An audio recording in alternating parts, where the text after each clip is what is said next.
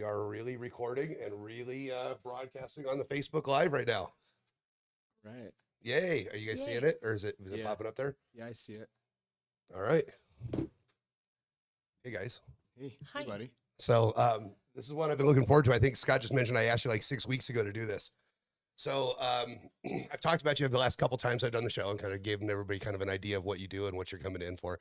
And Laura didn't know that she was really going to be a guest until today. Yep. I think she thought she was going to sit on the couch and watch Scott and I talk, but I put headphones on her and she gets to talk and be a real participant. So, all right. So I ask this question every time. This is how we start off. And my friend Soydan so far has the most smart ass answer. How'd you get where you are? How'd you get here? Tell us a little bit about how Scott got to be where you are. And you're next, Laura, so you start thinking about your answer now. I already had my answer. I walked next door. Yeah, I got here. That was Soydan's answer. He said I drove down Highway 85 from Cheyenne. I think I need to phrase it better to not allow smart ass answers. So you grew up in Lyons, so you're a Colorado native. Yeah. I grew up in Lyons.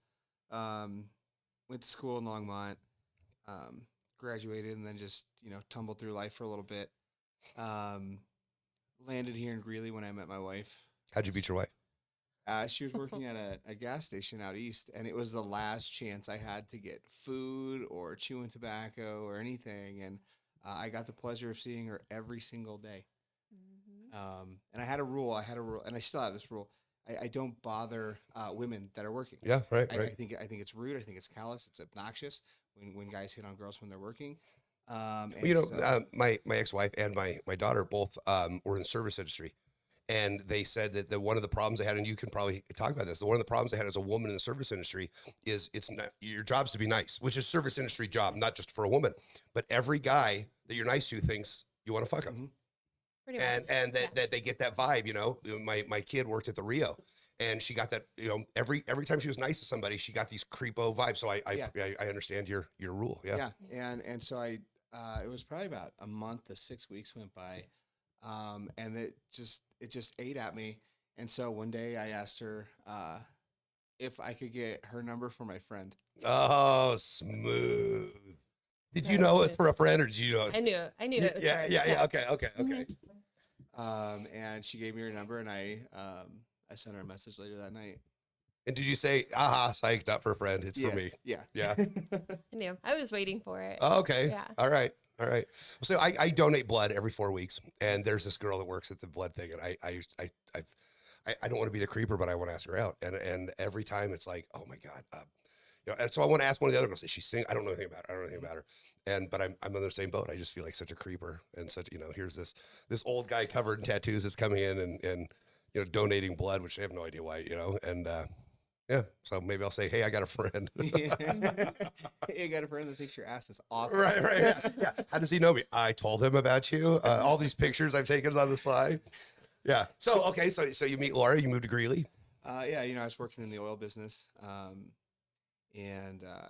I met her, and I was living in Longmont at the time, but the problem was, it was an hour and a half drive each way.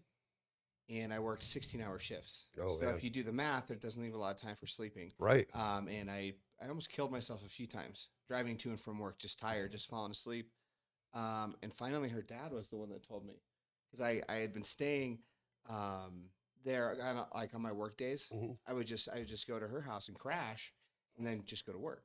I wasn't really like living there. It was just kind of an interim. Mm-hmm. And her dad met me in the driveway one day, and he was like, "Just move in. Yeah. Just move in. Just move your stuff up here." And so I did. It was almost 10 years ago. Nice. We've got a few people that are joining us. If you guys have any questions, type them live in Facebook, and we all have our phones in front of us. We'll answer them live. So Laura, you grew up around Greeley? I grew up in Greeley, born and raised. Oh, nice. What high school? I actually went to high school in Kersey. Oh, okay. Platte Valley. Okay. Mhm. Yeah. Nice. Went there. Yeah. I've just stayed here. Good. Nothing exciting. I'm alive. I was born and raised in Greeley as well. Yeah. And there's nothing more I wanted for a long time than to get out. And it's not a bad place to come back to. I'm lucky enough I get to travel, and it's not a bad place to come back to. So Scott, bodybuilding. That's kind of the picture that I posted all over social media. This is fairly a new thing for you. I mean, Yeah. I've been in April. It's been 2 years Right. since I started bodybuilding, and since then, I've done 6 competitions. And placed well. Yeah, I and mean, I done know one really of your well. posts, you were really down on yourself and you really were talking like, I mean, that you were kind of disappointed, but you placed in the top 8, right? Was that one of them top 8 and one of them top 3? So when I went to nationals, which a national show is like just a step just before the pros, the competition there is just insane. And those guys, there's a lot of men that have been working for Yeah. years, Right. decades, to stand on that stage and take a shot at their pro card, and I placed 10th. Well, that's fucking rad. I mean, Yeah. 10th.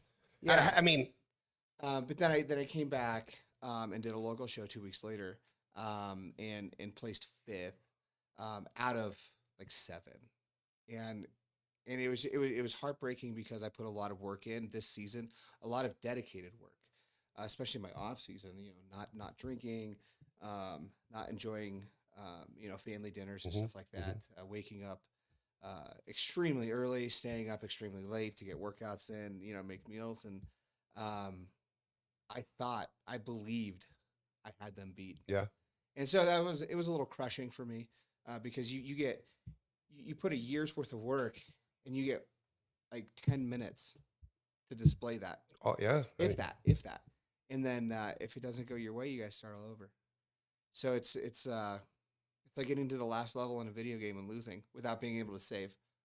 well, I mean, but you look at all competitive athletes or competitive anything. I mean, last night the Yankees lost. Or 2 nights ago the Yankees lost in the bottom of the 9th inning. They've been preparing for this all year, and they were ahead. I mean, that's you always want that, or do you always want that bottom of the 9th at bat? I mean, you sure you worked hard for it, but you didn't fail anybody. I mean, you woke up the next day and you get to go do it again, right? Yeah. I mean, and no, I completely understand, but I think placing, I mean, 2 years in placing, I'll bet, but some of those guys you place better that have been at it for a long time. I think so. So fuck them, right? You beat them, right? Yeah. So Yeah. It's just it takes time to Oh, kind of yeah. adjust that mental, to absorb the shock, since you put so much mental and emotional energy into it. And I've talked about this a lot. I think everything I do sucks. Yeah, I do. I think I'm every my show own I do critic. sucks. I think everything I do sucks. And I beat it up and I beat it up and I beat it up. So I get it. But you kind of, some of those times you have to look and say, well, at least I did it. Yeah. I mean, like we were talking earlier, my friend Ryan Doherty, who we were playing Frisbee golf back in May or June. And he said that one of his goals was by the time he turned 45, to be a stand-up comedian.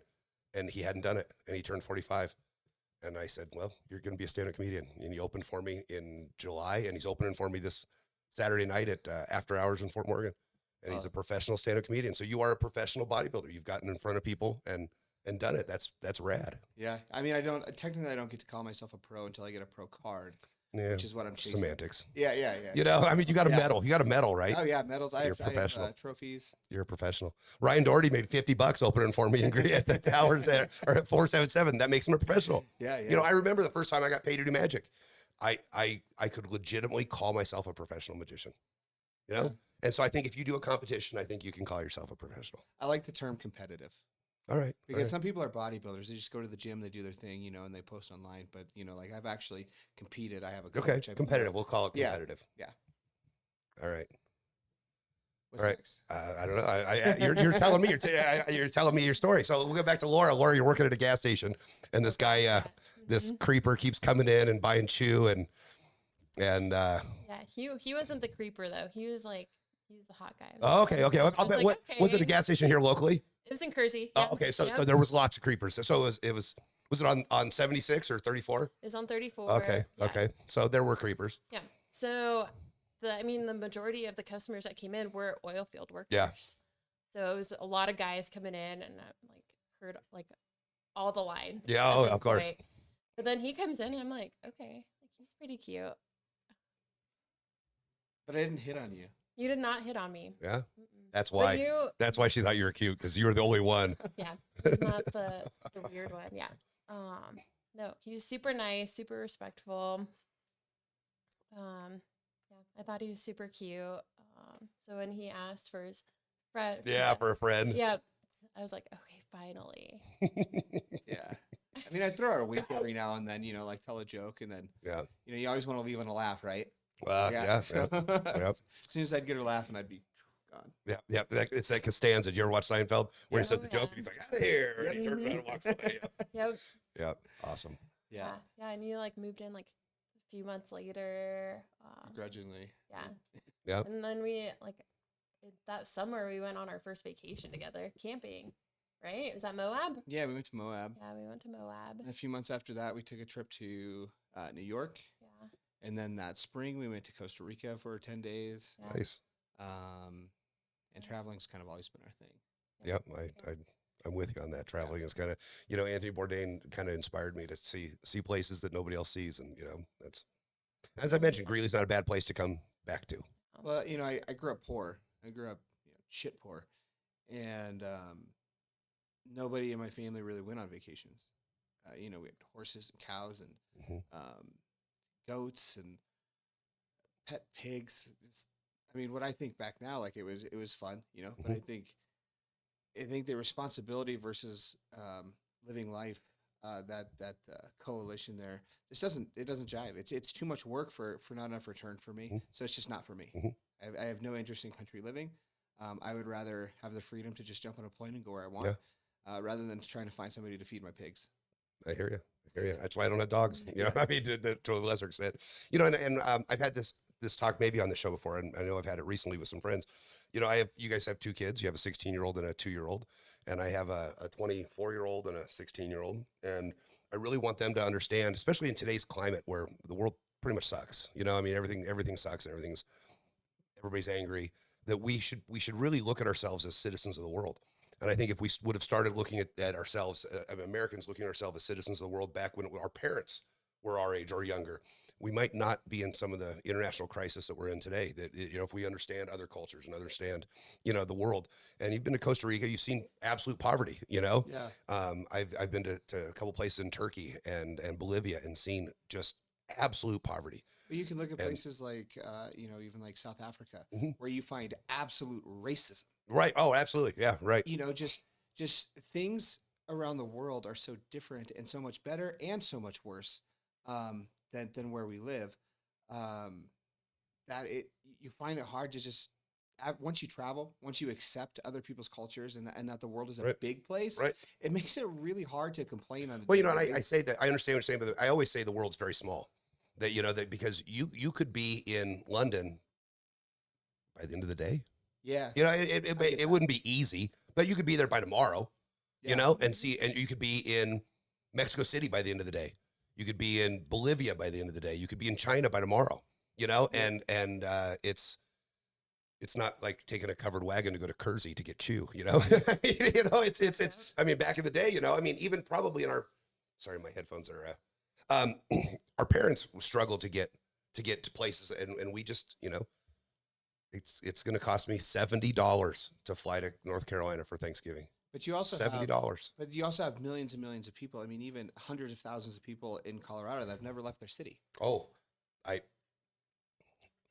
used to have work. People that have never been outside of Commerce City or have never gone farther north than Thornton or farther south than Colorado Springs. You have people that are completely isolated to their immediate surroundings. And I used to work with a woman when I worked at the Farmers Bank and all, and she married her next door neighbor. When she married him, she moved out of her mom and dad's house into his mom and dad's house next door and lived there with his mother until she died. And she's in her 60s and she still lives in that house. Sounds awful. But she had never left the state of Colorado until she retired at 66, 67 years old. And her kids took her to Las Vegas. It's the first time she'd been on an airplane. First time she'd been, and she was, I know it's easy to make fun of her and say, oh, that's a terrible life. She was content. Yeah. That was her, but she also was a terrible racist. And she also, couldn't use big words. And so I think that, and I hate to shit on people that can't travel or don't travel, but I do think, if you have the opportunity, it makes, I don't know, it's. There's absolutely nothing wrong with gaining perspective. No, absolutely. Absolutely. So, okay. So back to, you're in Kersey and this guy comes in to hit on you and you end up, so you guys traveled together. You have, so tell us a little bit about, Taylor, 16. How old was he when you met? Laura, 7. 7. Yeah, Okay. it's like 6 or 7, Yeah. maybe. Yeah. Okay. Yeah. And at the time, Taylor was living with his folks, or with his mom. Yeah, In, yeah. He was living with his mom in southern Colorado. Well, Texas and then southern Yeah. Colorado. And you know, when you enter into a relationship with kids or baggage or drama, it's really really important to just like try to keep those things separate, but also include your partner. Mhm. And that was probably the hardest part of that balance was to like the absolute frustration with my ex that the she bitch from hell that just absolutely ruined my life. And A little bit late, but that's the first time I pushed a button. That's the first time on this whole show I've ever pushed a button. So, you know, every chance she got, you know, she would actively try to make my life harder. And you try to explain this to your partner, and then you think, you know, they think, oh, you know, it's just a sour relationship. Wow. No, it's true. well, see, yeah, I dated a woman that on our second date, she spent 4 hours just motherfucking her ex-husband. And they'd been divorced for 4 or 5 years. And it really was a turnoff for me Yeah. because I'm sure he sucks. I'm sure he sucks. But also, you know, I don't, it's just, you got to wonder, right? You got to wonder when your new partner's just motherfucking their ex, is it really them or is it, you know? Yeah, yeah. What's the other side of the Mhm. story, right? So how long until you meet Taylor and this? Ooh, that October, I think. Because After we you know, met. I'm single, and I've dated a few I've really dated 2 women kind of with any seriousness in 2 years of being single, but I've been real protective of who meets my kid. Yeah. Well, Scott told me right away, like after like we started dating officially, that he had kids. So I mean, that was not a secret. Well, it shouldn't be a secret. I think that would be a bigger red flag. But Yeah. I mean, and I tell women right away. I have a 16-year-old, and but I'm not. I'm a little bit leery about bringing Ren into the story. I mean, she's 16, and I've dated women that had young kids, and I met them real quick, and that was hard. When it didn't work out, it was hard for young kids. So Well, it's hard for everybody. right. And you know, Laura kind of struggled with that. She didn't want to be like the mean person. So when Taylor started coming, when you know we went through about 2 years of custody nonsense. Right. Oh my gosh, Just yeah. because, Well, and then like she moved to Texas without telling you. Like there's like a lot of drama that Yeah. happened. yeah. But when we finally got that whittled down, one thing Laura struggled with was being a step parent. Mhm. Because she didn't quite know like her role. She didn't want to be mean and then have him go back and tell mom, Right, oh, right, you know, right. Yeah. like dad's girlfriend's awful. When I met Danielle, my ex-wife, Leah was 4. Mhm. And when we were dating, it was Paul's good time, Chuck E. Cheese Paul, you know? Mhm. And then I move in and it's like, Leah, you need to clean your room. And she's like, who the fuck are you? You know? I mean, Exactly. you were fun time Paul a month ago Mhm. and you were taking me to ice cream and movies. Yeah. And now you're busting my chops about cleaning up my Yeah. room. Yeah, finding that balance was really hard because I had never dated a guy with kids Mhm. before, so it was totally new for me. Like I wanted to be nice and I wanted him to like me and I wanted Right. him to come and like stay with us, but yeah, it was hard. It was Well, you also have definitely to also not be good time Laura and good time Paul. Mhm. You have to establish that you are a parent as Yeah. well.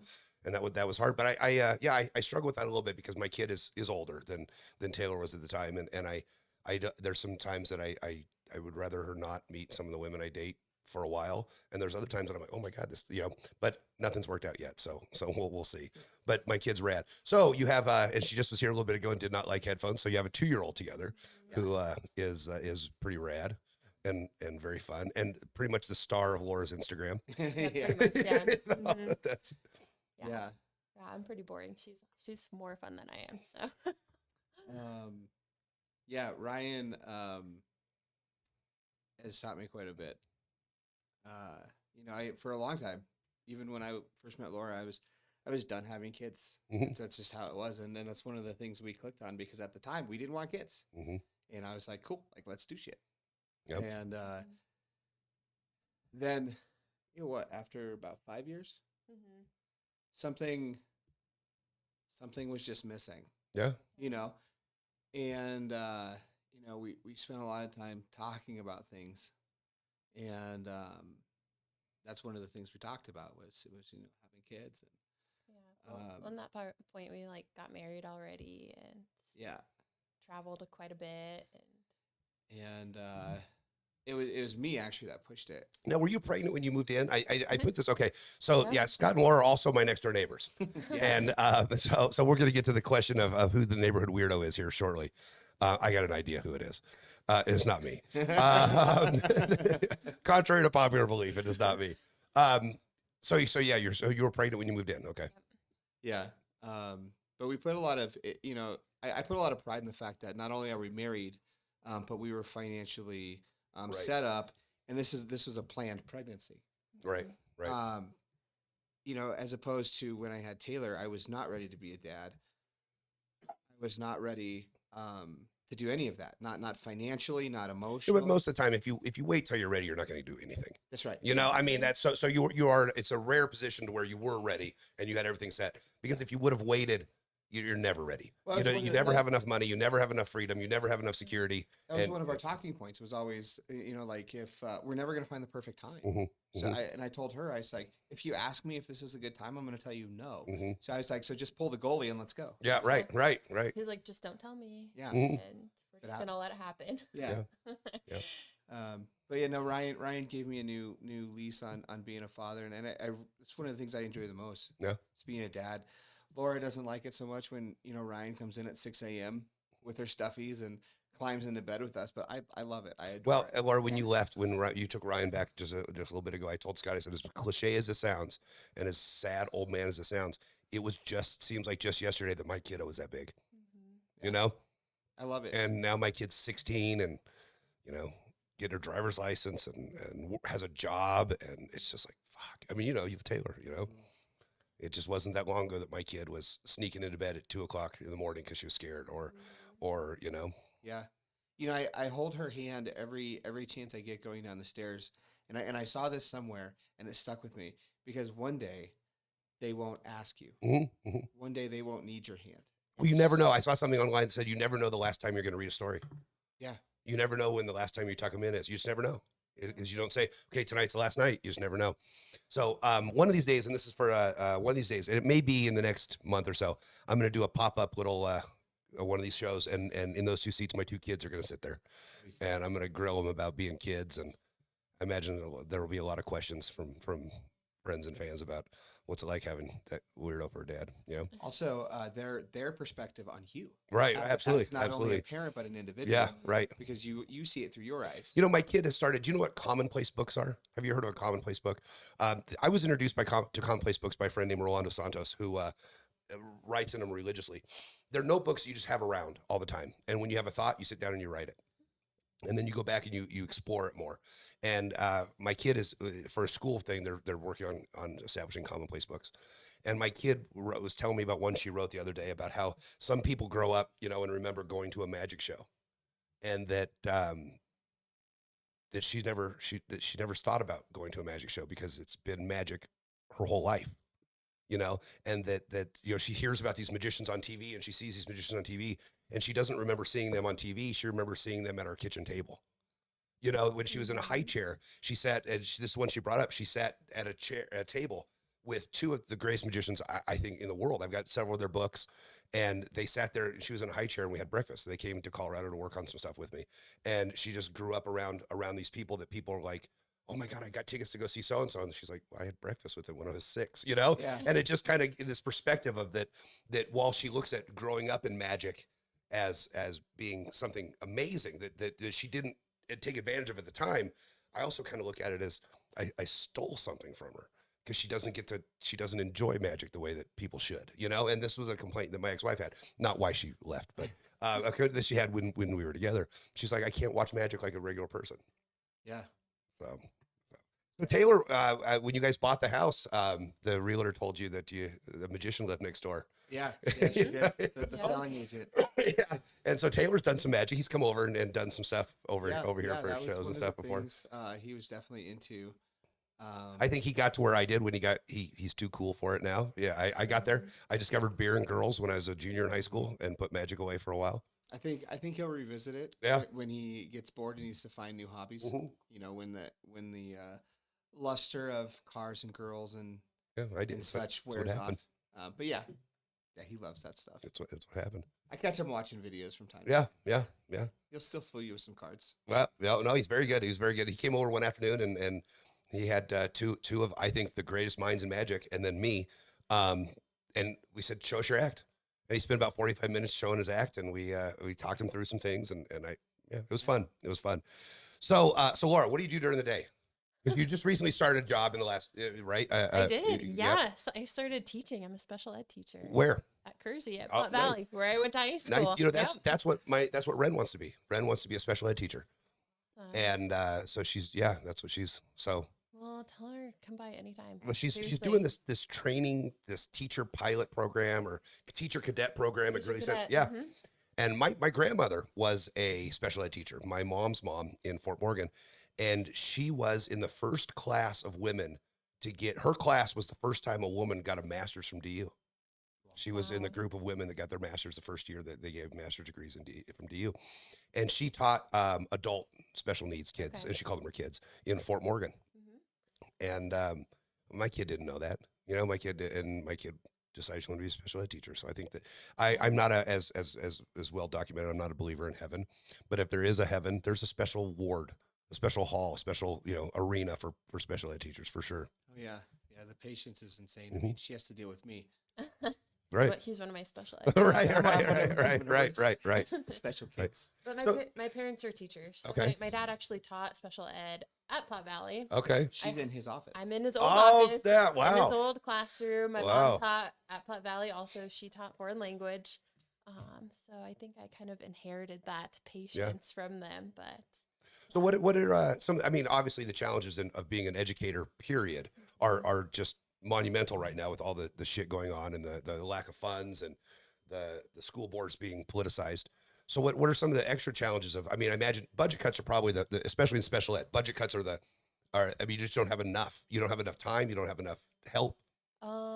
we're pretty fortunate out there. We have some awesome pairs. I mean, Right. Platte Valley is awesome. If you come to the board with some idea, they will find a way to make it happen. So for that, I'm very fortunate. Greeley schools are a lot different in that sense. And so I don't have my actual teaching certificate. So I'm going through an alternative program to get it. There's like 60 people in this program Nice. because there's such a shortage in teachers. It's You know, wild. I don't know if you know this. I went to college to be a teacher. Oh, I didn't know. I wanted to be a history professor. I went and got my Yeah, master's to yeah. be a history professor. I wanted to teach history. And Oh. in grad school, I quit because I discovered I'd done it wrong. I didn't take any of the teaching classes. I just got a degree in history and thought, oh, I can go teach. And I'm sure my advisor told me, and I'm like, yeah, I'll take some more history classes.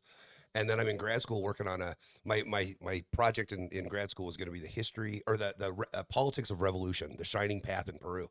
I was going to write about the shining path and talk about how they were maybe not terrorists, maybe heroes. They're absolutely terrorists. And then I'm like, fuck, I got to go back. It's going to take me another 4 semesters to do this. And I just said, I'm going to take a year off. And I got a job at a bank. And I thought, I'm never going to make this kind of money teaching. Yep. And then 17 years later, I quit finance, But I do think I missed an opportunity. I think I'd have been a pretty fun history teacher. You still can. So, well, Mhm. I thought about it in my late 30s. I looked at going back, and I had a meeting with an advisor at UNC, and they had changed all the requirements. So it would have taken me 6 semesters of undergrad Oh. and stuff. And I'm in my late 30s, and then I'm going to do that, and I'm going to spend $50,000 doing that, $40,000, and then I'm going to be competing with a bunch of 22-year-olds for a job that pays 30 grand a year. Yeah. It just, Mhm. it sucks. It sucks. Going- But you've seen the show. I get to talk about history and do the kind of stuff in the show. So it's still kind of the same. Going back to Laura's school district, the Platte Valley out there, I am positive they're one of the last schools to have like an ag department where they teach kids carpentry skills. They Yep. teach them about like meat. They actually have what's the cooking class called? What's that? Catering, Yeah, no, but like home ec. home ec, yeah. So they teach them things like that as Mhm. well. I mean, that's unheard of. You won't find that at university. No. You won't find it at Northridge. Well, and I think that's one of the biggest problems right now that we've got in our education system is that we college isn't for everybody. it isn't for everybody. And that's why we have such crazy student debt, is because people think they have to go to college. They rack up this debt to go and then don't finish and don't get a job to pay it off. Trade schools, that's what we need to get. We need to focus on trade schools. And I'm glad to see that, I think Greeley West has a pretty good ag program. Do they? Still, yeah. Good. And I know Central is doing some specialized things in like EMTs and first responders and that kind of stuff. Awesome. So I think with the rise of charter schools, I think each school is getting something, to where they do. I know that Greeley Central is also teamed with the hospital and is doing a lot of like nursing and training for that. So yeah. So okay, so we've gotten off the bodybuilding, because that's what that's if you've listened to the show, that's how it goes. We're gonna talk about. You know what? I'll bring it up right now. Let me see. I gotta switch something on the computer real quick just to.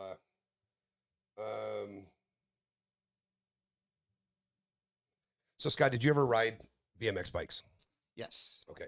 So I have a friend, Vic Nadata. I think you may have met my friend Vic. I do. Yeah. Vic on this show, the very first episode, claimed that he did. Could you do a wheelie on your BMX bike? Yeah. Okay. Vic claimed in front of Soydon and I, and in front of the whole world on this, that he once did a wheelie for a full city block. Do you believe him? I don't see why I wouldn't. Could you do a wheelie for a full city block? Back then, yeah, absolutely. You think you could have for a whole city block? Absolutely. Laura, did you ever do wheelies on your bike? No. Okay. No. No, we had a dirt park in Lyons, and I'd hit some of those ramps. I mean, I do 360s off of them, and Okay. yeah. So I mean, we went hard at it. All right. Yeah. All right. I fell on my bike, and we told the story. I fell on my bike. Remember the BMX bikes, the handle grips would come in, and you'd have that little metal exposed, that little ring at the end of the yeah. bar. Once they wore out, And yeah. I fell, and my bike went that, and it popped me right in the mouth. And I cut a perfect circle in my lip and busted a tooth, broke a tooth. Luckily, it was not a grown-up tooth, and I got stitches in my face. And yeah, so I put on here. So Vic Nadata once did a wheelie on a BMX bike, and I promised him I'd bring that up on every single episode. So Vic is I've said this about Vic, and I hope he's listening. If he's not, he'll watch it later. Vic is one of my favorite people in the world. He means more to me than most of my family. So I try to bring him up every episode. We used to have a game back when I was doing these on Facebook Live before I got the real setup, that every time we mentioned my friend Zeke Powers, we had to drink. And if you go back and watch those, I'm a drunken mess in a lot of them. A lot of them, especially the one with Zeke Powers. So let's talk more about this bodybuilding, because there's some things that I think people want to know about, and things that some misconceptions and some things that we talked earlier that you weren't so open about. I mean, is that me? I think Oh, nice. yeah. Okay, awesome. How did you get into it? What was when did, because this isn't something you take lightly. This isn't something that like you're like, oh God, I think I want to buy a row machine. I mean, this right. This is something that you don't decide in an afternoon. So, in my journey, in the oil business, I put on a ton of weight, and then in my effort to kind of be healthier, I actually quit chewing, because I had quit smoking in 2007, and I decided to quit chewing in 2015, and I subsequently gained like 35 pounds. Working all the time, not exercising worth a shit, and eating gas station food for 2 years took a toll on me. And then I decided to quit chewing on top of that. But had you not eaten gas station food and chewed, I wouldn't have met my right? wife. Absolutely. Right. Small sacrifices, Scott. Small sacrifices. And she started doing CrossFit, and I made fun of her relentlessly for it, because I had tried CrossFit. Well, it's a cult. You I mean, still do. CrossFit is absolutely a cult. It's Yeah. like Amway, Mormons, and CrossFit, right? I mean, that's Pampered chef. Yeah, pampered chef. Right. And finally, I got to a point where I was like, I can't do this by myself. I like everything that I know how to do just isn't working. I'm not getting healthier. I'm not losing weight. I feel worse. So I stopped in at a CrossFit place and just signed up. Well, you started running first. You tried running first. That's what I mean. The thing I knew how to do Yeah. didn't work. Yeah. It was awful. And I had to go pick him up a few times. Yeah. Yeah, I was so heavy that running would completely just destroy my knees. 295 pounds is what I got up to. And I'm relatively tall. I'm 6'1". But it just destroyed me at that weight. And so I started doing CrossFit, and I started losing weight. And then I plateaued out, and then I was like, okay, what's the next step? I got to take a hard look at my nutrition.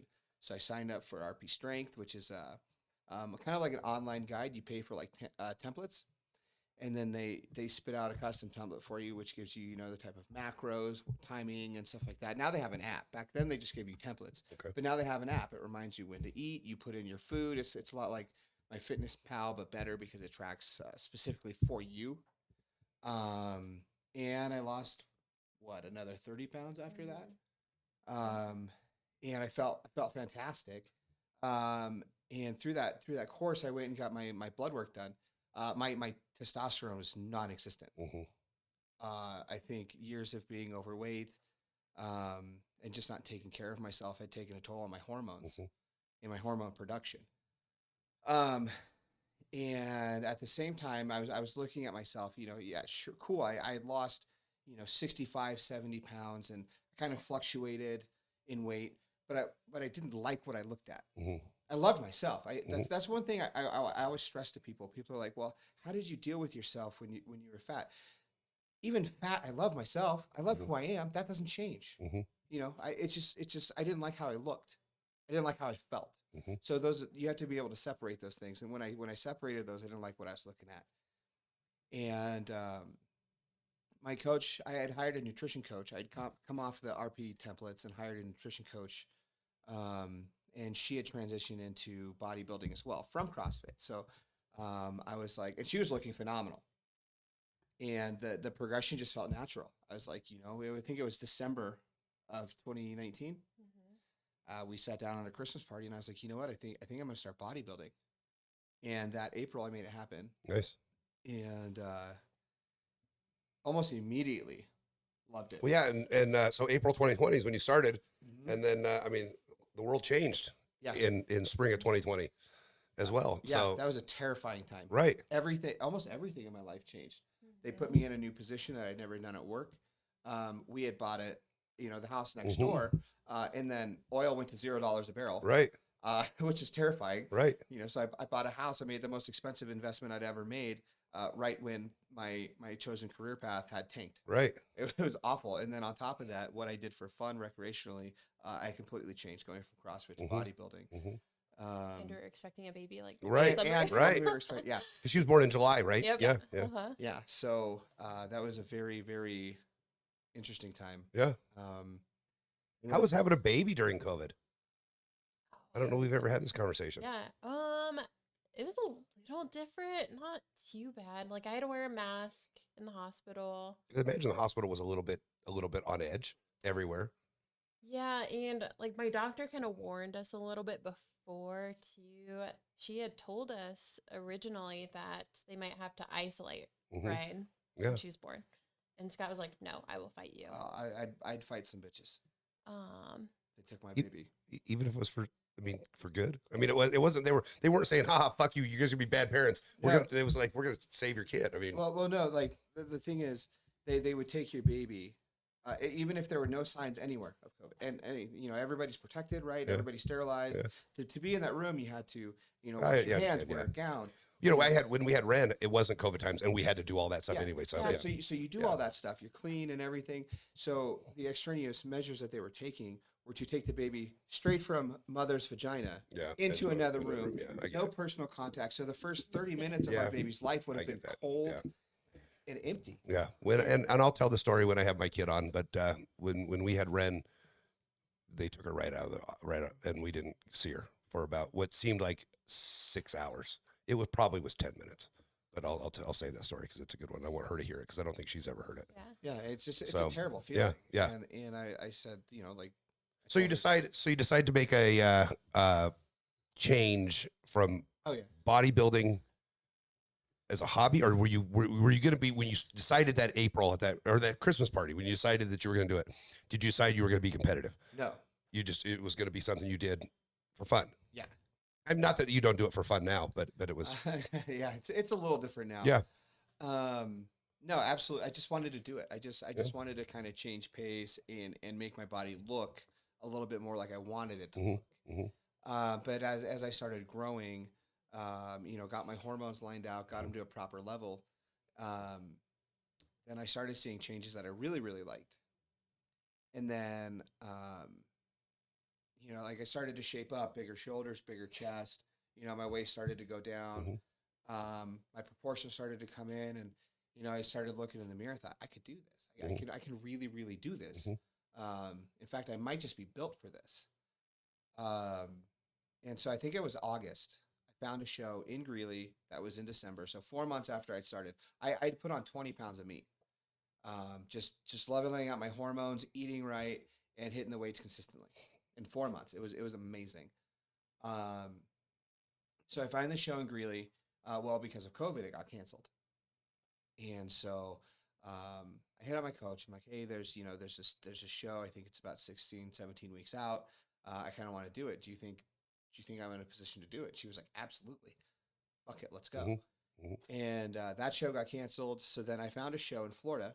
Who doesn't want to go to Florida in December, right? Right. Especially all ripped and tanned. And you did fairly well. I remember talking. Yeah, I remember this one. Yeah, I got fifth. That was I actually came home with something. And now it's to this day, that's the second largest show I've ever participated in. There were over 400 competitors at that show. And you got fifth. Yeah, in my class. You know, like true novice is a division for people that have never competed before. This is their first time on stage, you know, and it's full of people that you could be 50, you could be 18, it doesn't matter.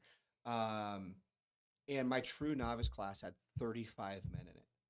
35. That's huge. That means there were 35 men there that had never competed that decided to do this show. And the other classes were huge as well. My open class was, 16, something like that. I saw a stand-up comedian years ago that talked about this in the Olympics, and I think they ought to do this in bodybuilding. When they have like I don't know, do they do that? I'm so out of it. Do they do a 100-yard dash in the Olympics, or is that just like a junior? Is that just like school? Yeah, the 100 meter. Yeah. 100 meter. Okay, 100-meter run.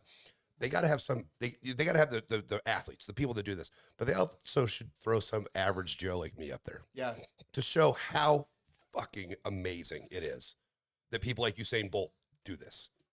That the average asshole like me will run it and be broken. Yeah. But so they ought to put some average schlub up there with you guys to show that, that the how much work goes into it. I mean, when you're up there against guys that have worked just as hard or harder than you complain about getting fifth. Yeah. You go to King Supers and look at all the average assholes there who don't do, I mean, and not that it's always a competition, but that's why I think you belittling yourself about finishing fifth or eighth. It's bullshit. I mean, it's like saying, you came in second to Usain Bolt. Yeah. I mean, is that something to complain about? It's, and I get it. I get your mindset. Cause I think it's, it's also tough. Like one thing, Laura and I joke about this all the time. I have no idea how much space I take up. Yeah. When I look in the mirror, I see me. Yeah. I don't realize how big. I mean, right now I stand in front of you, 6'1", 260 pounds. I don't realize how big I am until somebody takes a picture of me next to somebody I know. Yeah. Right. Just out, in the world. And then I realize, like, I'm a pretty big dude. Yeah. But the cool thing about some of these local shows is you do get some guys that this is just like a bucket list item for. So, or you get some guys in their 40s that have just like, you know what, I need to make a change. And they get on stage. They don't have coaches or anything, but they lose like 50, 60 pounds. I mean, there was a kid on there, did the Rocky last year, which is the show that's coming up. So about a year ago, worst gynecomastia I'd ever seen. But I promise you it was because he was obese his entire life. And you can just tell from his body structure. But he got up there. He had clearly lost about 120 pounds. And not a single person laughed at him. He won that day. He won. He absolutely won. Absolutely. But no matter what place he got, he won because he did it. Yeah. Absolutely. And you put him in the class next to the guys that have been working their ass off, that have made, maybe 5 or 6 years into this thing. And he, absolutely dwarfed.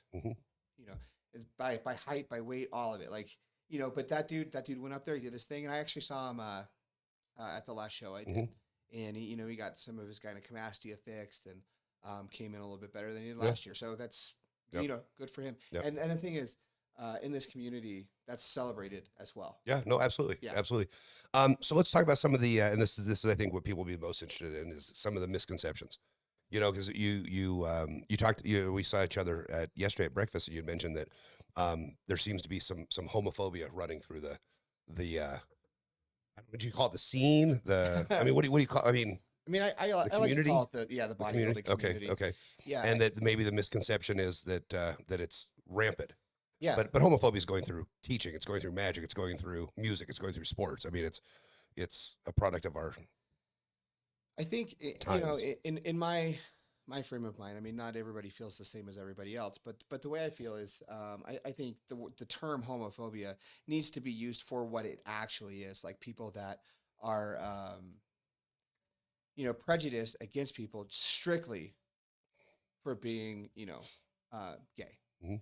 And to suggest that that is a big part of the bodybuilding community is absolutely wrong. Right. It is it's a complete opposite. Well, it's probably indicative of how it is in society. It's probably not more rampant in bodybuilding than it is in education, or as it is in sports, or is it in music, or is it? I think you it's know, less, Okay. because of just the accepting nature.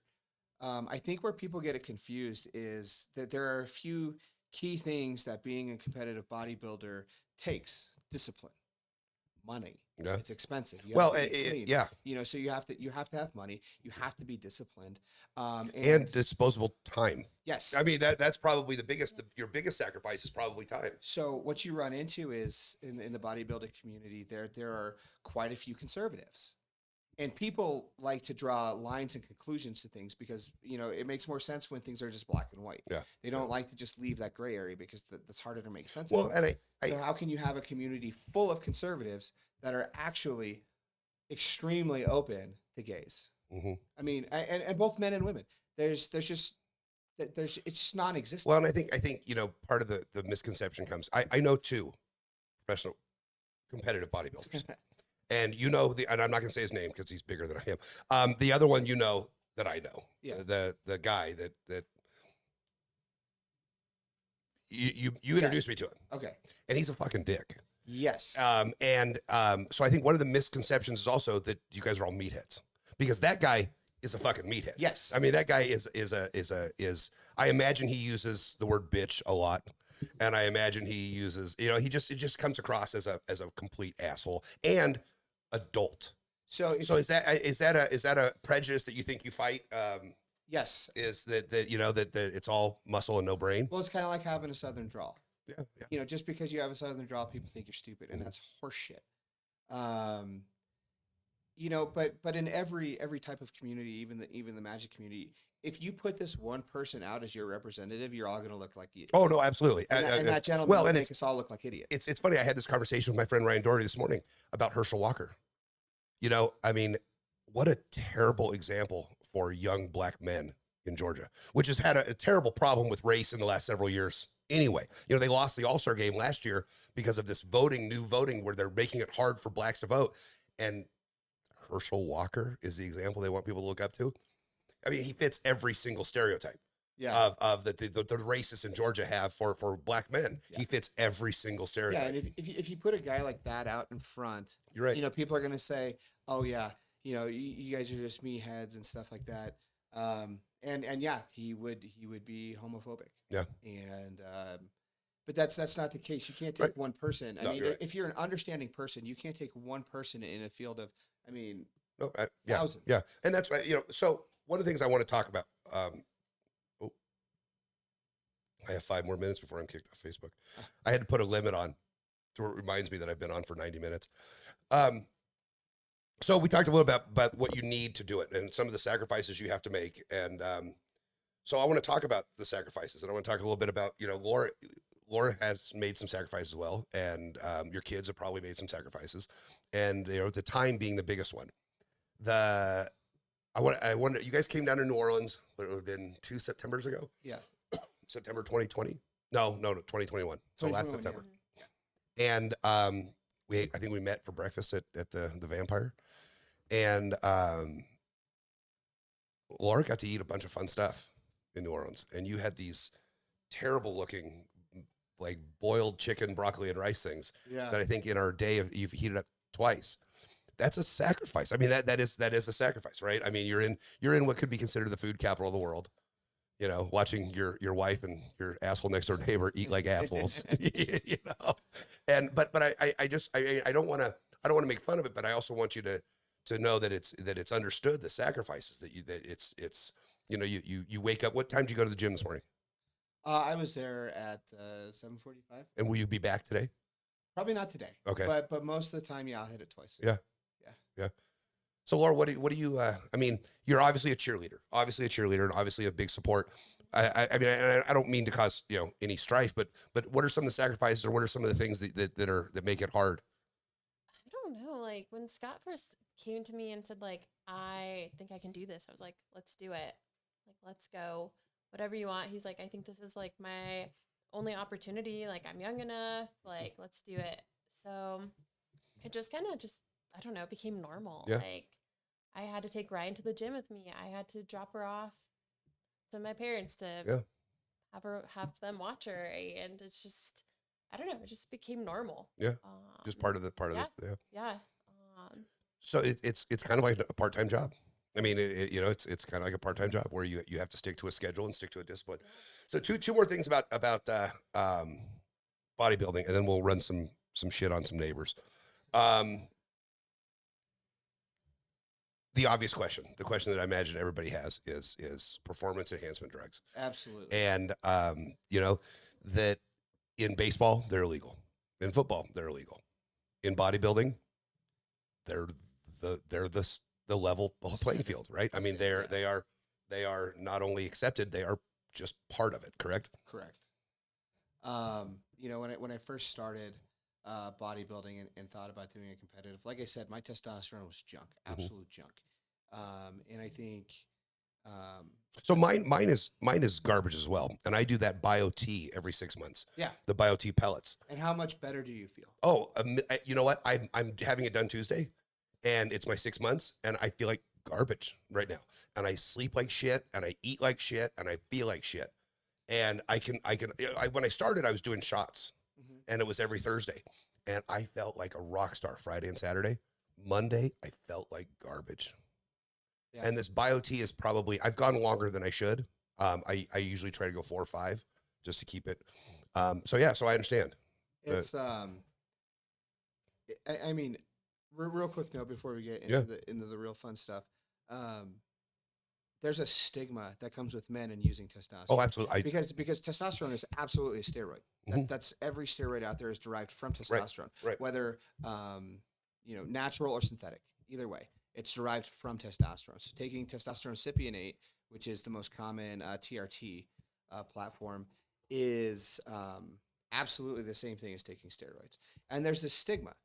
And there shouldn't be, because men have exactly one hormone in their body that makes them feel good, that helps them with muscle fatigue, that helps them with hormone control like ghrelin, sending hunger signals, and leptin, which tells you you're satisfied, right? The one hormone in your body that's going to help you sleep, to help you recover, to just feel good as a person.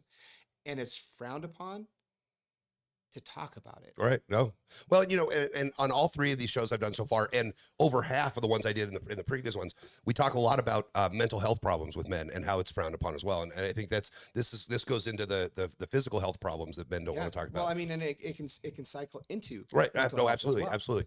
You're sitting around wondering, like, what's wrong with me? Why can't I do this? Why do I feel sad all the time? Why can't I just get out of bed? Yeah. Well, dude, you don't have any testosterone. Your body runs on testosterone. It's the fuel that makes a man a man. And that has to change. That absolutely has to change. That being said, I felt so much better about life in general. And I became just ultra productive, really, once I made that change. So I've got real basic questions. Yeah. Are these prescribed by a doctor? Absolutely not. Okay. Absolutely not. So is it a black market, more or less? Yes. Okay. And it is way more common than you think. Oh, I'm not doubting that. I just you assume. So there was a doctor here in town 10 years ago that lost his license for prescribing steroids to a football team in Texas. He was writing prescriptions. And so without selling anybody out, or so is that how it goes down? Is there a Dr. Feelgood somewhere that does these, or are they manufactured? And so, I mean, I don't want you to get. I don't want you to without selling anybody out. Yeah. There are a few trusted sources you can get, and people that buy in bulk that allow you to buy from them. Okay. However, there are also plenty of hormone clinics around. Right. That will do a blood test, Yeah, yeah, yeah. and prescribe you TRT. And then, you can talk to them about, extraneous hormones, and then, you can just get more and more and more Mhm. from them. So, yeah, you can absolutely do it with a prescription. Yeah. Um, or you can do it without. Okay. So it's yeah. I just kind of wondered what the supply chain on that is, because somebody's making money off it one way or another, Absolutely. Yeah. and supplying it. Um, And if it's the industry standard, why not make it easier? I mean, I imagine, because it's like the fentanyl in drugs right now. yes. There are stations all over New Orleans that you can go and test your drugs for fentanyl. I imagine that the black market for performance enhancement additives, supplements, um, could lead to being dangerous. I mean, because it's a black market with no oversight. Absolutely. There could be stuff being mixed in somebody's kitchen, Well, I or mean, so, and I'm making a light of it, but No, no. to where it's not safe, you're where you're absolutely taking the correct. I safety mean, away from it. look at anytime you try to prohibit a substance No, that's widely used, when- that shit happens. When you try to prohibit anything, as we talked about before, in January I'm going to have a sex worker on, and her biggest fear in talking with her is it's not safe, Yeah. because it's illegal, and Yeah. the government makes it hard to do, and so it puts her safety. Drugs are marijuana isn't. I mean, it's easy now. So how many people are killed over marijuana? Not very many. That's right. Yeah, absolutely, and it's the same. You definitely should have a trusted source. Yeah. But with anything, you find out real quick if it's bad. Right. I've been pretty fortunate. Yeah. I've heard stories of people that haven't been. Yeah. But the thing there's a huge misconception about I think what they call roid rage. Because once I get closer to a show, my intake of things greatly increases. Mhm. Just to name a few of the substances, you take testosterone, you take masterone, take Primo, Tren, Anavar, Winstrol. And are these all? Oh, It's back. okay. Yep. It does that. It's crazy. It does that every once in a while. I don't know why.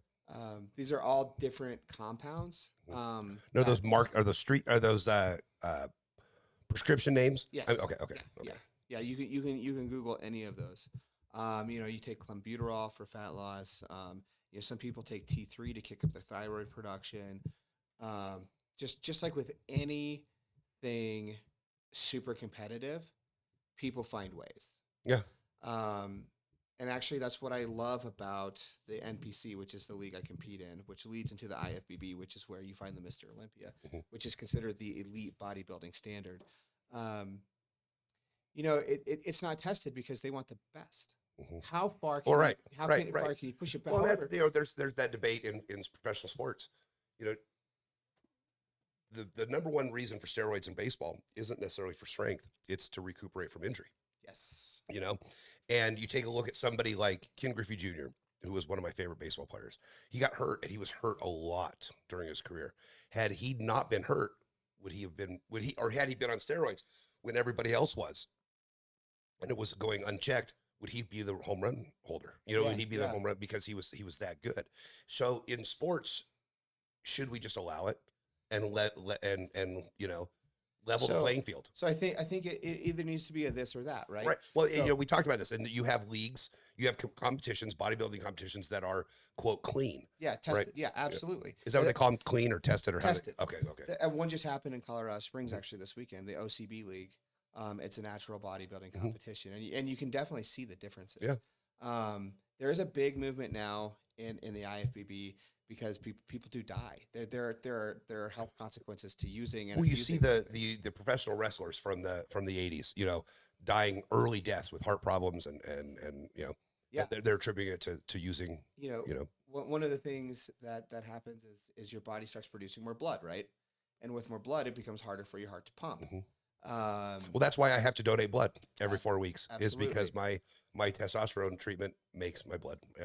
Yeah. And, after 20, 30 years of not just being on just a simple TRT dose, Mhm. which is a lot lighter, just cycle after cycle after cycle after 20 years of just abusing this, like your blood count, your heart gets tired, you know.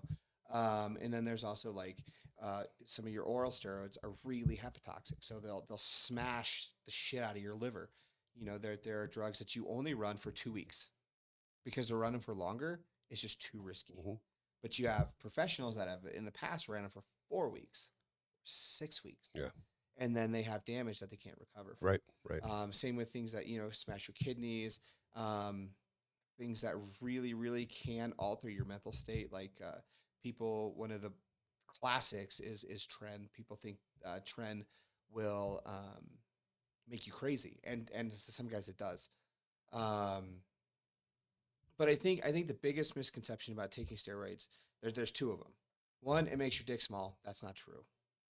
And two, it makes you rage, and that's not true at all.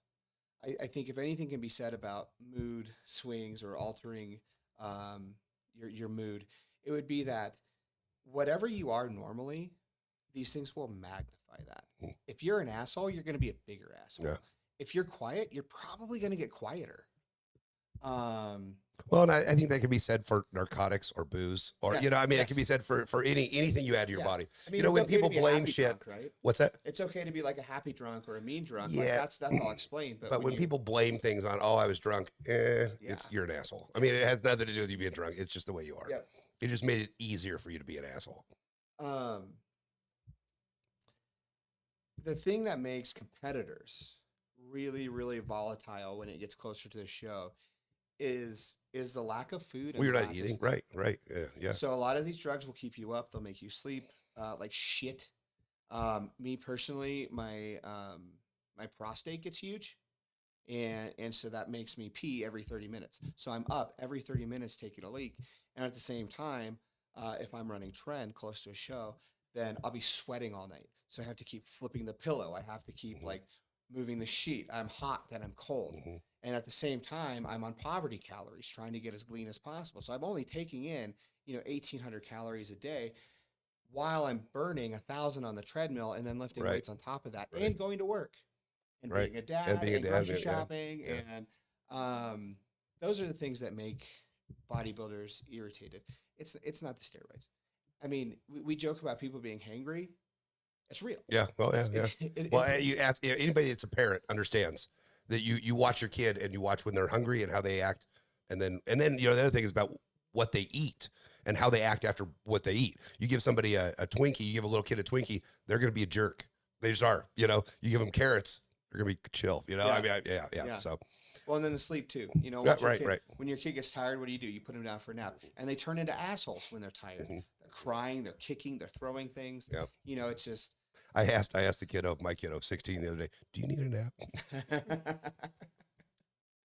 So, all right. So, we'll get back to bodybuilding, but I want to ask, I always ask this, favorite movies. What kind of movies you guys like? Do you watch movies? Do you have time for movies with the 2-year-old? Yeah, we watch movies. Yeah. I mean, right now we're watching Nemo. Yeah, I saw that. Yeah. Ours was Scooby. That was our on repeat. With Scooby-Doo was all the time. Scooby-Doo and Yo Gabba Gabba all the time. It's neat. We go between Nemo and Encanto right Yep. now. Okay. And yeah, so we know those songs very well. But Laura really likes scary movies. Okay. I do like scary movies. My favorite movie, My New Python and the Holy Grail. Oh, Holy Grail. Yes. Yeah. That is. I'm a big horror movie fan as well, as you can imagine with the wall behind you. Have you seen the new Hellraiser? There's a new one. Yeah. Yeah, no. Very good. Is that Very good. some of my I introduced those to her. Yeah, So Yeah. it's the first one, the first two, Hellraiser 1 and Hellraiser 2, Clive Barker, who invented the character, was part of. And then they took it from him and made a bunch of garbage ones. Yeah, yeah. And this is a Clive Barker story. It's Nice. back. It's Okay. very, very good. Awesome. I watched that the other night. And then yesterday I watched the new Halloween. Halloween I Ends. heard about the new, I heard about that one. If you like it, do you like the Halloween movies? This one is very A plus B equals C, but it's what do you expect?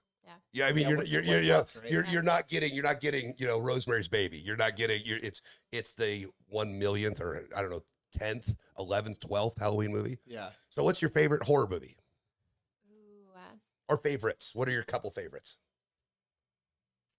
oh man, I I like some of the older ones, like the old It, the original Yeah, It. yeah, with Harry Anderson. Yeah, it's Yes. probably Yep. one of the first scary movies I ever watched at a sleepover. I was like in middle school. Mm-hmm. Love that one. And the old Exorcist movie too, the Oh, so original. good. Mm-hmm. I don't know. I like Insidious. Um, Insidious is good. There's a couple. I don't know. Do you like There's scary movies, Scott? Uh, I mean, it like is a the scary season. movie that I can't see coming. Okay. I'll watch the shit out of them. Yeah. But when I really like them is when I can't go, this is gonna happen. Yeah. Yeah. And I think that's a problem with a lot of horror, but I think there's some good ones. Like, I think the best scary movie in the last 20 years, maybe it's older than that. I think Blair Witch was one of the most amazing Oh, yeah, movies. it was- I mean, Ooh, that's a absolutely. And- classic. yeah. And then I loved Cabin in the Woods. like I thought that. Cabin in the Woods was what I loved about it. It was a throwback to the movies that I grew up watching, that I loved. But you'd never guess that ending, would you? No. Nope. I also really enjoy like the Paranormal Activity. Okay. Those were good. Yeah, I like when they make me jump. Yeah. Yeah. That's when I know it's a good movie. So I Make went to jump. the 13th floor last night, the haunted house down in Denver, the big, extravagant haunted house, and it was fun. It was a lot of fun. I don't want to run my mouth on it. It was a lot of fun. I had a great time, but it's all jump scares. The whole thing is jump scares, and I think as a 47-year-old guy who loves horror movies, I think jump scares are the cheap way out. You know, when you watch, I just, Chainsaw Massacre is probably my favorite of the horror movies, the original one. And I think what I love about that is they're the jump scares, but it's also just terrifying. The idea of the pain that these people went through and the terror that these people went through. And I don't know. I'm kind of a snob about horror movies. And I think, bad people drink bad beer, bad people listen to bad music. And I think, horror movies are just, check out the new Hellraiser. I'd be interested to see what you think. Yeah. It's a standalone story. You don't need to have seen anything before. Clive Barker's one of my favorite authors. And so I've been a big Hellraiser fan. And then there's what's the new one that Guillermo del Toro has, the Cabinet of Curiosities, coming out this month. And it's like I think 6 or 8 short stories. And it's it's on Netflix. And so the display is like a cabinet of curiosities, and you open a door and there's a story inside. Oh, nice. And 2 of them are H.P. Lovecraft stories. So I'm really looking forward to that. So, but yeah. So do you read horror books as well?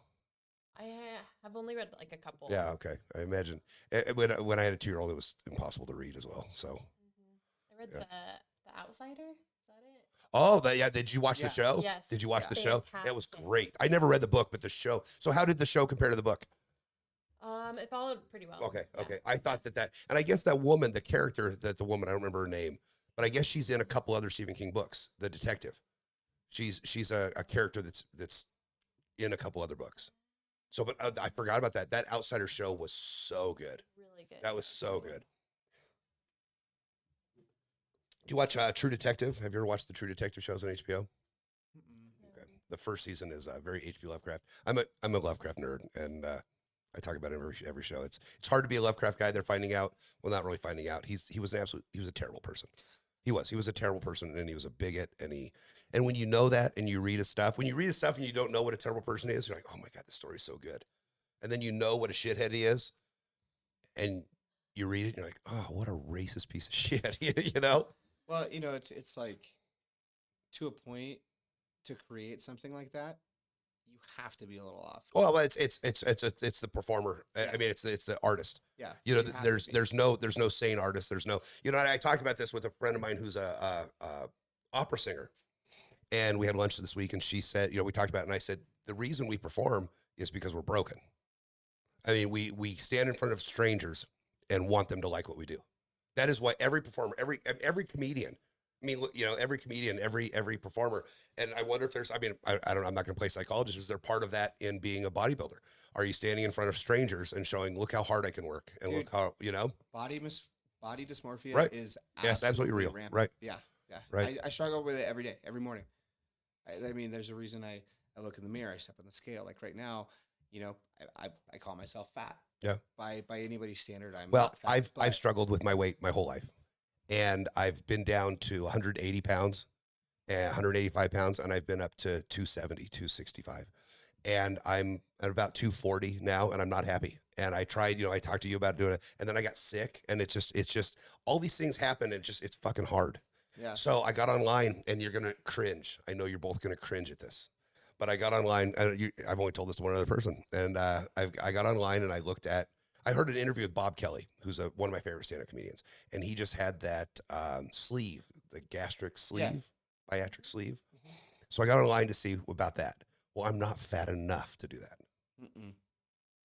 but I can go to Mexico. That's right. Yeah. I Put anything you can't. I want. can go to Mexico and do it. They'll do it in Mexico. I don't think you understand just how incredibly uncomfortable you would be with that. Yeah, I watched a lot of videos last Did you? night. I watched Okay. a lot of videos, and I have zero motivation.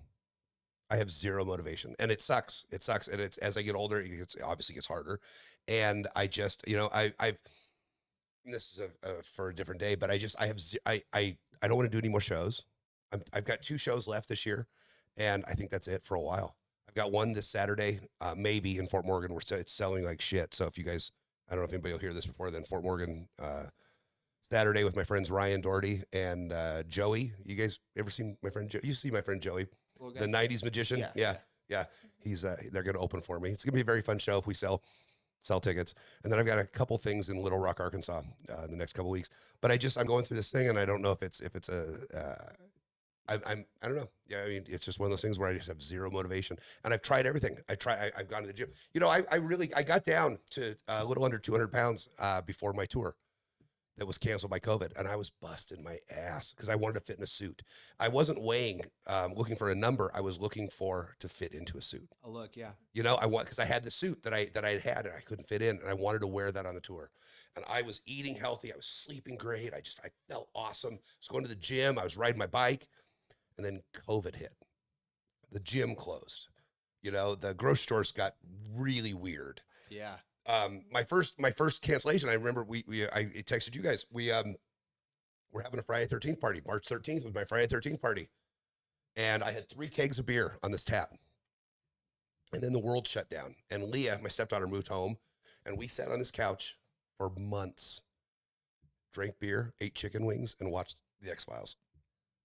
And all of that work from that tour, all the work to get, not just on the weight, we got a question here from Ryan. Well, all the work that I did and the mental preparation for an 18-city tour just broke, and I haven't recovered from it. I haven't recovered from it on the weight. I haven't recovered from it on the show. And then of course, then a couple months later, my wife leaves, and then then the last summer my basement floods, and it's been so. Oh, did he take? Oh, so we got some questions here. What are bodybuilding? Is my friend Ryan Doherty. What are bodybuilding judges specifically looking for in a competition? So there are several different divisions. And Zeke Powers, everybody. Zeke Powers has joined us. So Hey, Zeke. Hey. if we were drinking whiskey, now would be the time. For men, there is men's physique, classic physique, and open bodybuilding. Men's physique is the competition. I compete in men's physique and classic. Men's physique, you'll see guys wearing board shorts. And the judges are going to be looking for like what they used to call a beach look. So your overall size isn't going to be insane. It is now at the pro level. But just really like nice bubbly muscle, very symmetrical. So is it a head-to-head competition, or are you going up against a list of, so the Great American Beer Festival, they have let's say you're entering your wheat beer. They have a list of what makes the perfect wheat beer, and they compare all entries to that list, the styles of that, the characteristics of that style. So when you enter a bodybuilding contest, are you up against the rest of them, or are you up against a model? No, you're up against the rest of them. Okay, so is it head-to-head, or they just look at the 5 of you, 10 of you, and they say this one's the best, this one's second.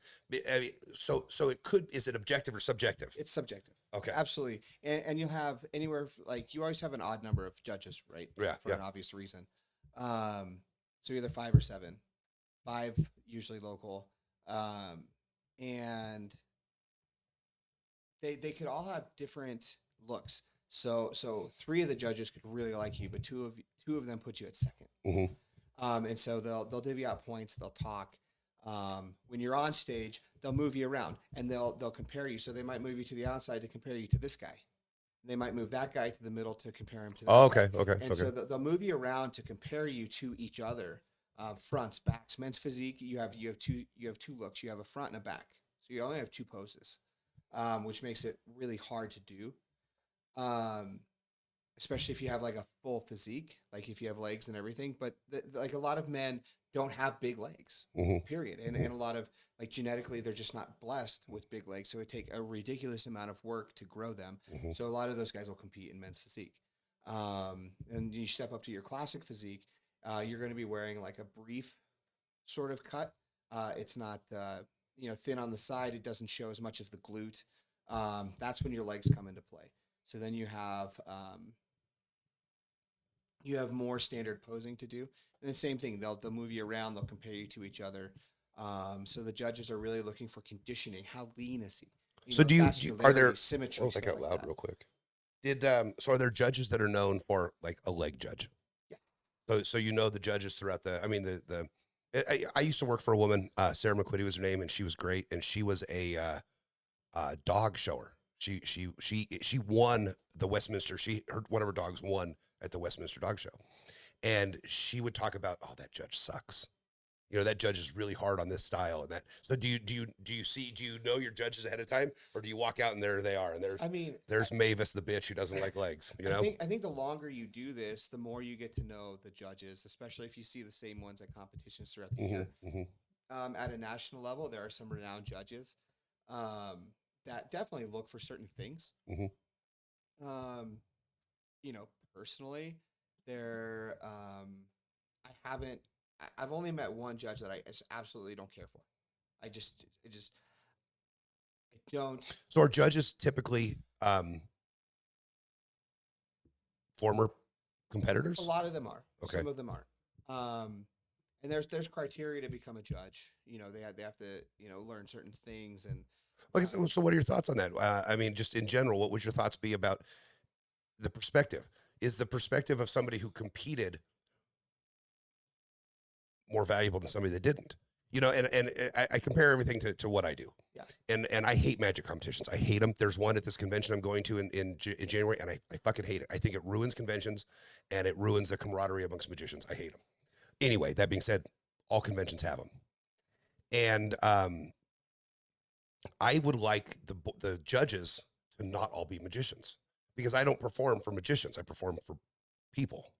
And I think so there's it's good that they have a mix, but what would you rather judge you? Somebody that has gone through the work and understands, or somebody that does? There's good and bad in both, right? I think you said it right. I think there needs to be a mix. Yeah. Because if you have somebody that hasn't competed and you give them a criteria, they're more likely to follow the criteria and really look at it objectively. Whereas if you've gone through it and you've competed, you might be more of like a chess man or an arm man. Gotcha. Yeah. Or a bodybuilder's not a bodybuilder unless they have legs. That's a lot of the open bodybuilder. But guys. you had said legs are hard, and so if you have a judge that knows the legs are hard and you have worked really hard on your legs, the judge will be like, oh my god, he's worked. I know that the work it took. Well, legs are a standout thing. Yeah, you'll hear right. that if you sit in the crowd at a show, you'll hear, oh my god, look at those legs. Or he needs to bring his legs up, or his legs aren't conditioned. That's the other thing. Legs are really hard to get conditioned. So to get those that quad separation, those lines that you see in all those pictures, that takes a lot of dieting and a lot of muscle. You have to have the muscle in order to show the separation. If you don't, right. But then you also have some judges that reward size over conditioning, and some judges that reward conditioning over size. Well, and there's some judges that are used to judging men versus women. Right, too. right. Yeah. Some judges are better at judging one sex or the other. So do you watch Impractical Jokers? I have, yeah. Have you seen the bodybuilding one? I haven't. You So told me about it, but I the haven't. ending, and I'm new to Impractical Jokers, so I am just watching it like it's heroin. I'm just watching them all the time. And there's one where the premise that they have contests, and whoever loses has to do the punishment at the end. So they get Murray, and they tell him he's going to be in a bodybuilding contest. and he's a skinny kind of dad bod guy, and they put him in a Speedo, an American flag Speedo, and there's all of these guys that are your size around in this hotel, and they're all like, putting bronzing on and all that stuff, and they're all over the place. Well, so they get him on, they're rubbing him down, making him, and they guide him through into this room, and they open the door, and he walks in the room thinking he's going to be judged, and it's Danica McKellar, who played Winnie Cooper in who was his childhood crush, who he talks about being in love with this whole time, and she's there on her press junket, and they hand him a stack of cards to interview her. Oh, brutal. And so he sits down in the Speedo covered in bronze with the girl that he's been in love with for his whole life, and has to interview her with the questions that these asshole friends had prepared. And one of them was, ask her if you do squats right. So you'll have to look that one up. It's very, very fun. And it just was fun to see I didn't know what was coming either. And to see the preparation that these guys do, I imagine it's maddening. I imagine the day of is absolutely maddening. It can be. Yeah. Absolutely. It can be hectic. The first few shows were very hectic. The first one especially. But now we've kind of got it down. Yeah. Yeah. So what's next? We talked a little bit about, so you want to give a plug to this Team Rogers TR Fitness. And that's kind of your trainer, your gym. Is that Absolutely. So TR Fitness up here in Greeley, Justin Rogers, an amazing coach. He snagged up a bunch of pro cards, tons of lifestyle clients. I mean, there's a guy he's working with right now, Omar. Omar came in, younger guy, extremely overweight, borderline like morbidly obese. Mm-hmm. Just kind of sad and just kind of lethargic. And Justin started working with him, and now the guy's lost almost 100 pounds. Nice. And just and where is Team Rod? Where's the gym? So the gym's it's over in College Green here in Greeley. I know, right. Okay. Up by the just down by the liquor store. Mm-hmm. I grew up in College Green. Okay. That whole field where the bank and those townhomes was empty. The only thing growing up was the gas station on the corner, which is now 7-Eleven. And it used to be a GGG, gas, goodies, and groceries. And I grew up on in the lower part of College Green, 45th Avenue, and we would walk through that field to go up to the gas station. Nice. Yeah. But he works with everybody. That's what I love about Justin. He doesn't just work with competitors. He works with everybody, and he caters every single diet, every single workout to who he's working with. He's helped people get their pro cards. He's helped people just hit goals for going on vacation. I need to lose 15 pounds before I go to Mexico. But he absolutely invests his time into each and every one of his clients. And the gym is really like a family. You have hardcore competitors working out next to Sandy, who works in the bank. Right. And there's no like hierarchy. There's none of that nonsense there. And I think, maybe this is my perception, and I would hope it's this way, that it's a less intimidating place. So if you're listening, and if you're in Northern Colorado, well, if you want, we'll put the link in the comments, and I'll put it on the podcast page. Yeah, I'll put the link. I'll look it up.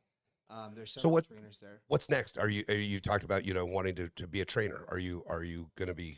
You going to start your own place? Are you going to work with these guys? You're going to just kind of try to build your own clientele for a while? Or so I would absolutely love to start building my own clientele.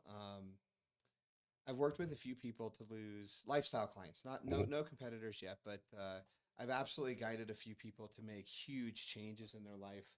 And I've gotten great results, and I found that is really my calling. Mm-hmm. And I've done it for free. Just because these people ask me for help. Right.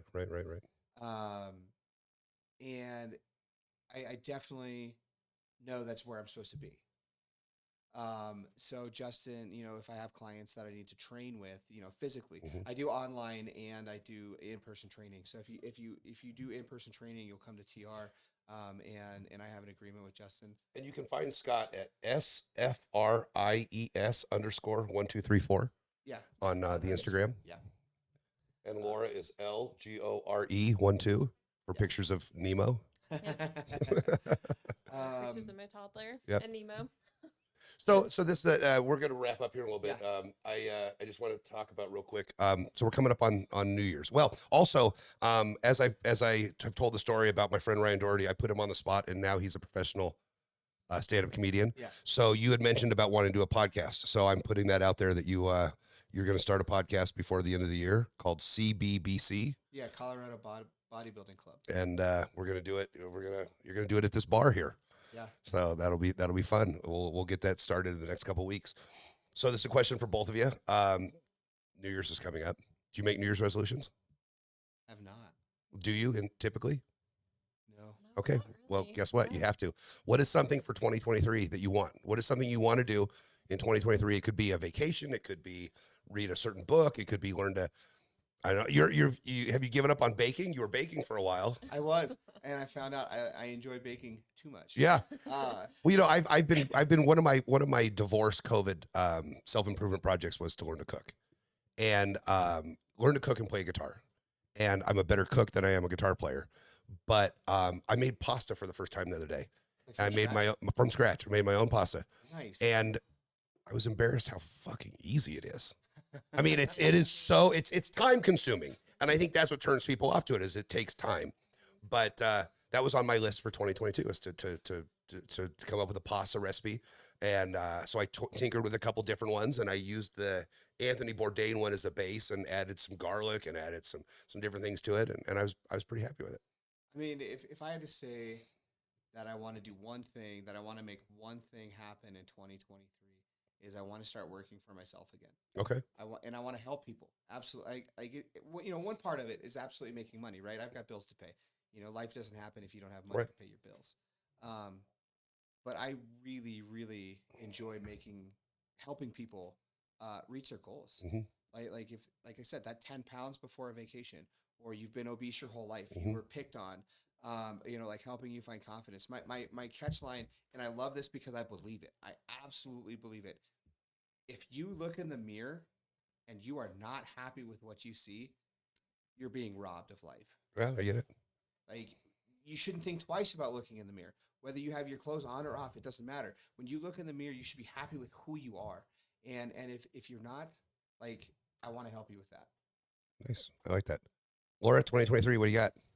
I don't know. I was trying to think of it while Scott was talking, and I know you guys make fun of me for CrossFit. And I know what being you know what cold. it is a cult, but you know what? There's a lot of things that I that are cults that I do. I mean, But it did introduce me to like Olympic lifting. Yeah. And I think I might want to do like an Olympic lifting competition. nice. Yeah. What's your favorite lift? Cleans. Power clean. And is that's the where you bring it up and then Yep. just okay, not from the ground. What's it called when you bring it from the ground up and then do it? So that would be the clean and jerk. Clean and Okay, jerk. okay. So the Yeah. clean is just you get it up here. It's right here. And And Yep. then okay, okay, And the okay. jerk is- Yeah. Okay. yeah. All right. Nice. Well, my 2022 goal was 5 new cities. I wanted to do my show in 5 new cities, and I had that done by March 20th. We usually actually do a city a year. And last year it was New Orleans. Yeah. This year it was Boston. Oh yes, yes. So what's next year? We were thinking like Nashville. You know what? That's funny because I just told somebody that's a city that I've never been to that I want to go to. Yeah. I'm going to be in Little Rock next week. Next Wednesday, I go to Little Rock and I'll be there for I don't know, maybe 10 days, 2 weeks. I haven't decided. And I'm driving, and I'm going to take a day because I'm staying with my friend Paul and Sarah, and it's 90 minutes from Memphis. And Paul and I went to Memphis during COVID, but I think I want to go. I think I'm going to drive to Memphis and spend a day because that's a city I want to explore some Yeah, more. yeah. But Nashville's absolutely on my list as well. So if you guys need a travel buddy, let's go to Memphis. Oh yeah. Yeah. I'm a lot of fun to travel with. I actually believe that. Like I'm not even being sarcastic. I have a lot of fun to travel with. I love it. I love it. My 2023 goal is I think I'm going to try 10 new cities. I think I'm going to try to do my show in 10 new cities because 5 was really easy. And I think I probably hit 10 this year already, but I'm going to try to do it next year. I've got a convention in January that I'm going to do my imaginary friend show. It's going to be the whole imaginary friend thing that I was part of COVID. Excuse me, too much tea this morning. So that's something that I'm going to work on as my 2023 goals. Nice. I like that. So I don't know. I had, and I'm not going to talk about it a lot today because I'm going to wait till the last check is deposited.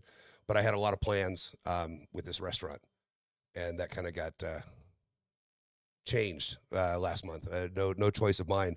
But that really, really kind of affects. I was planning on realistically this time next year selling my house and being gone and going either, going somewhere. New Orleans being, the most likely destination.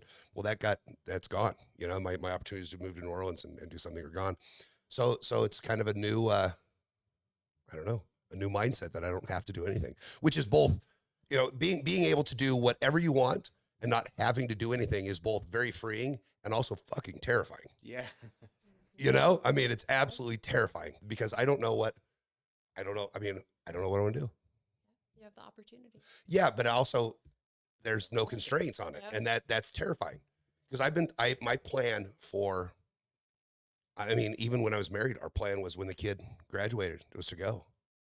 And now that I'm not married anymore, and obviously, her mom's not going anywhere, I have been saying, okay, now I really can go wherever I want. Yeah. But I don't want to go somewhere just to go. Right. Yeah. So we'll see. I don't know. It's 2023 is going to be an interesting year.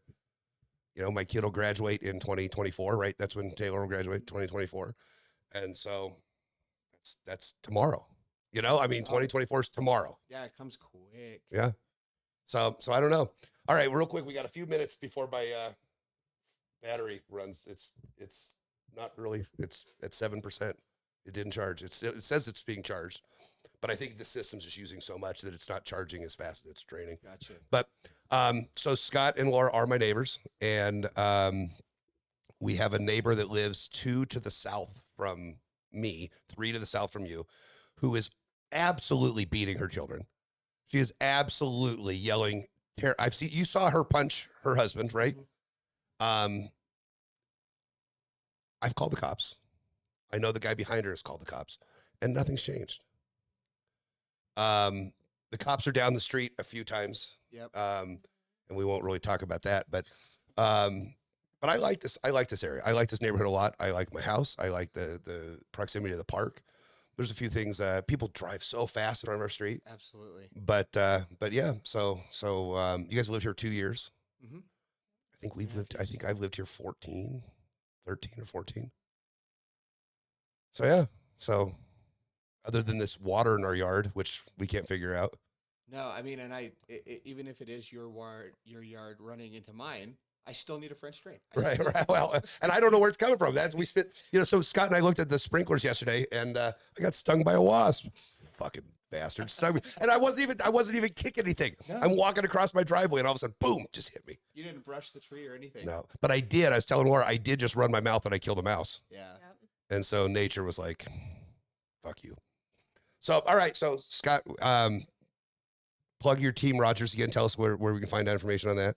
Absolutely. You can go to Jay Rogers on Instagram. Just look him up, Justin Rogers. You can go to my page. I tag him a lot. Certainly send me a DM if you're interested in training for any purpose. It doesn't matter. Doesn't matter what fitness level you're at. If you're not happy with what you see in the mirror, let me know, and let me try to help you. All right, Laura, any parting words? No. No, I don't have anything. no clever. wisdom for the world. Come on, you're as close to holiness and working with handicapped and mentally challenged kids. You've got what do you? Really, that I know it sounds. Nothing I ever say sounds like I'm serious. But my grandma Isla Wernsman took care of special needs adults, and I talk about her in some of my shows. Actually, there's a piece that I'm going to be bringing back in Fort Morgan this week if we do the show about her. And I think that she was one of the most amazing people. I think that what you guys do is underappreciated, and for a part of our society that is typically thrown away, typically ignored and locked up and not. And it's crazy to me. My parents were teachers, but now like actually being a teacher, it's crazy how much you don't see happening, like what teachers actually do. So, right.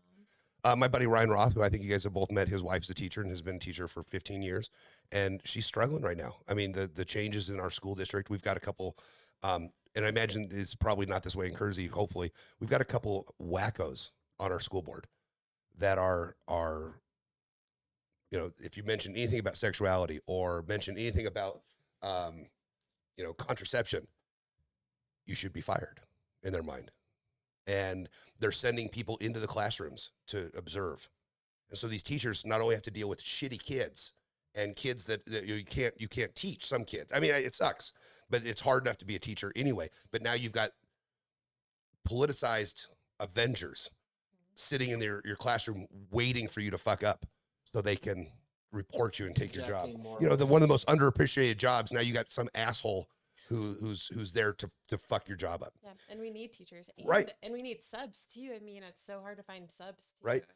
It's right. wild. Maybe that's what I should do. I bet I could be a sub. Yeah. Just put on a movie.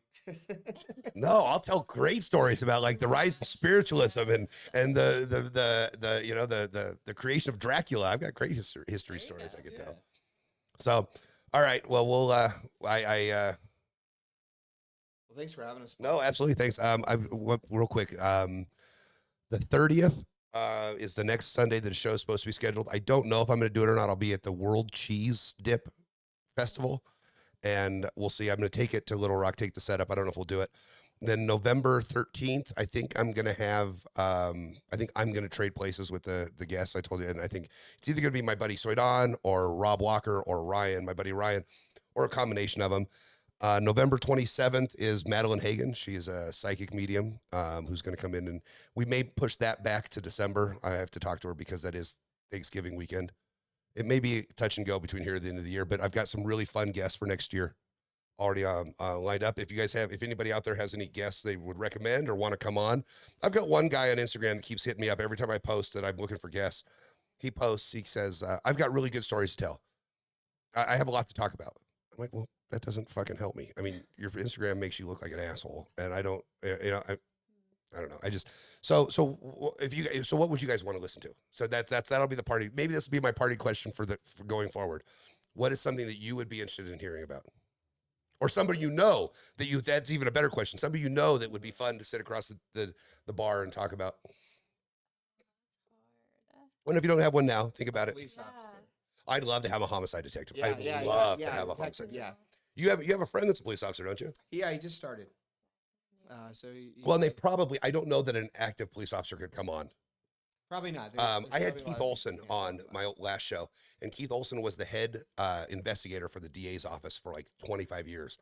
And he had since retired, and we had him on to talk about W.D. French, book he's writing. And we talked a lot about current cases, and he said, I can't talk about it because it's still an ongoing investigation. Yeah. And so he had been off the force for a long time, and there's things he could. So I imagine I imagine maybe somebody on that's currently a homicide detective probably couldn't talk about a lot. Yeah. But it'd still be great to hear stories. Yeah. I thought maybe a coroner would be fun too. That would be cool. Someone who works in like psychiatric. Yeah. Yeah. Or has been like, has had to. Why does it always go dark? Why is that always? Because it's more interesting. Yeah, absolutely. I'm putting out there, and I'm trying to find somebody who has either participated in or witnessed a exorcism. Oh yeah. I think that would be very, very fun. There's a professional, and I say that in quotation marks, and this is why he's not replying back, exorcist named Bob Larson. And he used to be in Colorado Springs, and now he's in Phoenix, and he trains exorcists. And I've sent him a couple messages, and he reads the messages, but he doesn't get back with me. I would love to have him on. He has an exorcism school I should take. That's my calling. Yeah, let's go do exorcism.